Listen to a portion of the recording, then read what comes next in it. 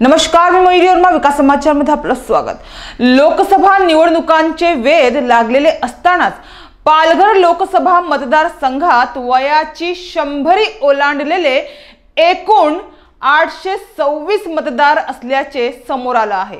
त्यामध्ये सर्वाधिक संख्या वसई मतदारसंघात 305 इतकी, तर सर्वात कमी विक्रमगड मतदारसंघात 76 इतकी आहे।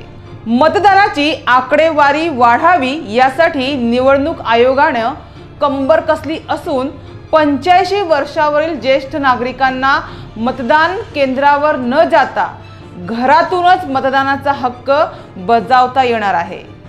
याकरिता नमुना अर्ज 12D चा फॉर्म भरून घेण्यास सुरुवात झाली आहे।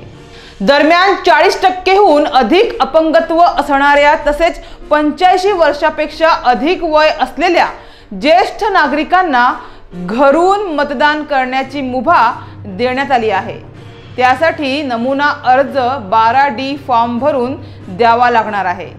याकरिता सरकारी कर्मचारी गावोगावी नोंदणी करण्यासाठी फिरत आहेत। एकंदरीत एखादा मतदार मतदान करण्यास सक्षम नसल्यास फॉर्म 12D तुम्हाला घरबसल्या मतदान करू देण्यास मदत करू शकतो, असे अधिकाऱ्यांकडून सांगण्यात आले आहे। तर निवडणूक आयोगाने ही सवलत दिल्याने ज्येष्ठांना तसेच दिव्यांग मतदारांना घरून मतदान करता येणार आहे। 40% अधिक अपंगत्व असलेल्या व्यक्तीलाही सवलत देण्यात आली आहे।